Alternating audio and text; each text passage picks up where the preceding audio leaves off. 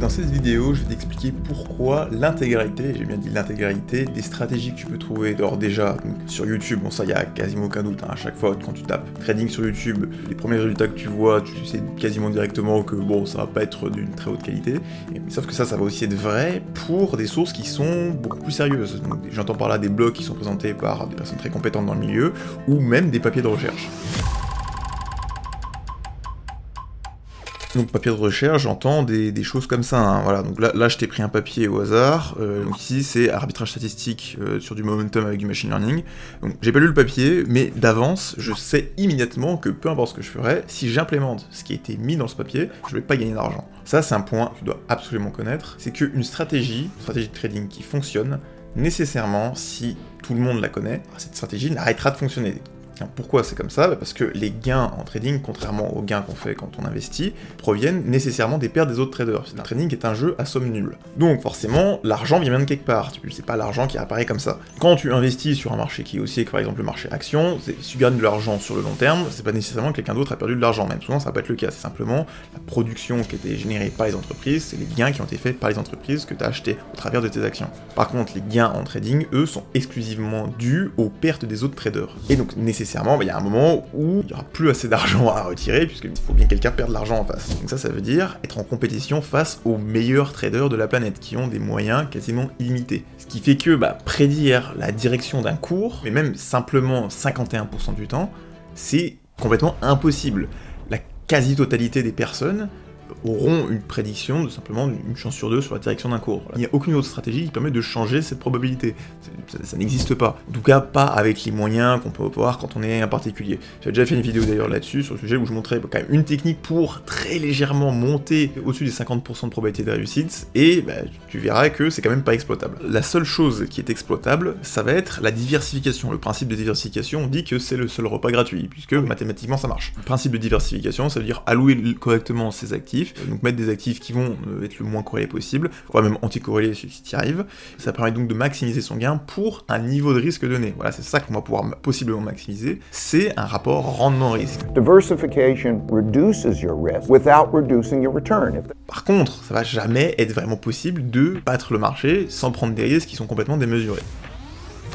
Et donc tu pourrais te dire, mais pourtant il y a des gens qui gagnent en trading. J'ai eu beaucoup de messages comme ça de personnes qui me disaient, et très sincèrement, je les crois, qui me disent que elles sont parties avec un tout petit capital, peut-être moins de 100 €, puis on finit par gagner des milliers. Bon, souvent, en général, s'ils me contactent après, c'est que derrière, ça s'est un petit peu moins bien passé. Et ça, c'est totalement normal. Ça, c'est dû à ce qu'on appelle la variance. En d'autres termes, c'est le facteur chance. Quand tu fais du trading à la main, comme tu vois sur YouTube, il y aura une tendance à énormément sous-estimer la part de chance. Et ça, d'ailleurs, tu peux le voir dans beaucoup de vidéos de personnes qui m'ont répondu sur les précédentes vidéos que j'ai faites sur l'analyse technique, etc. On voit que dans leurs réponses, ils ont beaucoup de mal à comprendre que en trading, la part de chance est absolument démentielle, qu'il y a énormément de bruit dans les cours, et que la quasi-totalité de ce qu'on voit est uniquement due au hasard. Donc, je vais te donner ici un exemple, ce qu'on appelle une marche aléatoire, donc c'est finalement le résultat qu'on pourra avoir en jouant à un jeu comme la roulette, Tu poses ta mise, t'as une chance sur deux de gagner, si tu gagnes, tu doubles ta mise, tu remportes, sinon tu la perds.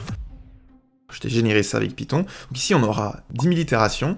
Donc ici, c'est totalement aléatoire. Il n'y a pas plus de chances de gagner, pas plus de chances de perdre. Qu'est-ce qu'on remarque ici ? On remarque qu'il y a quand même des gagnants. Je vais t'en mettre un deuxième. On remarque que c'est quand même assez différent. Et ici, il y a énormément de gagnants, tu vois. Il y a beaucoup de personnes qui ont réussi à gagner de l'argent, alors que pourtant, ici, tout est dû au hasard. Je continue. Un dernier, et voilà. Donc on voit autre configuration possible, même chose, complètement au hasard. Alors, on va passer à quelque chose d'intéressant, c'est que je vais augmenter ce nombre de tirages. Je vais mettre beaucoup plus de personnes qui sont comme ça en train de jouer. Ok, bon, premier truc, donc voilà, on voit qu'il y en a qui se démarquent très largement, on a quelqu'un ici qui partant de 0 avec seulement des mises de 1, arrive à 200, donc le gars finit par faire 200 € avec seulement 1 € d'investi au début, voilà par exemple, au bout de 10 000 itérations. Je vais t'en mettre un deuxième. Alors, qu'est-ce que tu peux remarquer entre ça et ça ? Je te les passe comme ça. Oui, c'est que, finalement, ils sont assez ressemblants. Alors pas uniquement parce qu'on n'est pas capable de tout distinguer, mais c'est qu'on a quand même des proportions qui semblent se ressembler. Et dans la pratique, ça va être le cas. Alors, plus on aura de personnes qui vont jouer à ce jeu-là, et plus les proportions, elles, vont se rapprocher de ce qu'on appelle l'espérance. L'espérance, c'est ce que tu peux... Putain... ça c'est dur à définir. L'espérance, c'est le gain moyen que tu obtiendras à long terme, donc si on retire toute part de chance.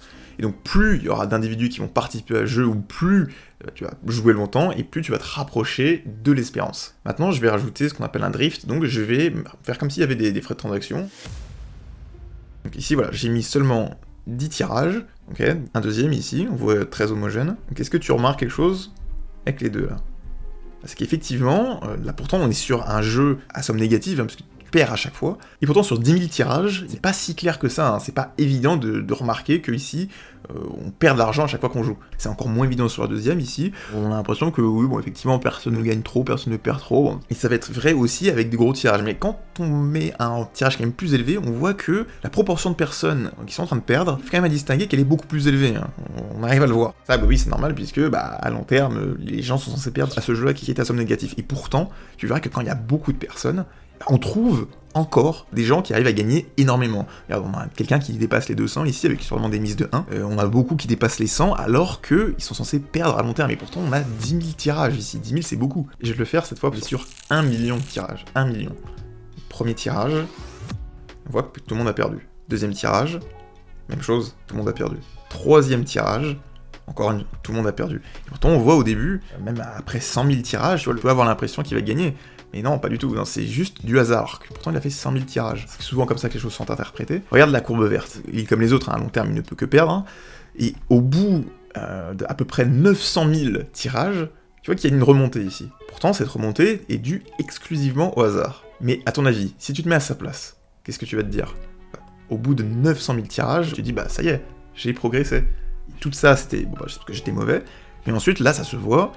C'est pas possible sur 100 000 tirages que j'ai eu uniquement de la chance. J'ai pas trafiqué les courbes, clairement, je te montre, je te mettrai de toute façon le lien en description, tu pourras tester par toi-même et vérifier que c'est du hasard, et tu tomberas sur des choses comme ça. Ah oui, ce gars-là va se dire, non, j'ai progressé, c'est pas possible, ça peut pas être dû à du hasard. Et pourtant si.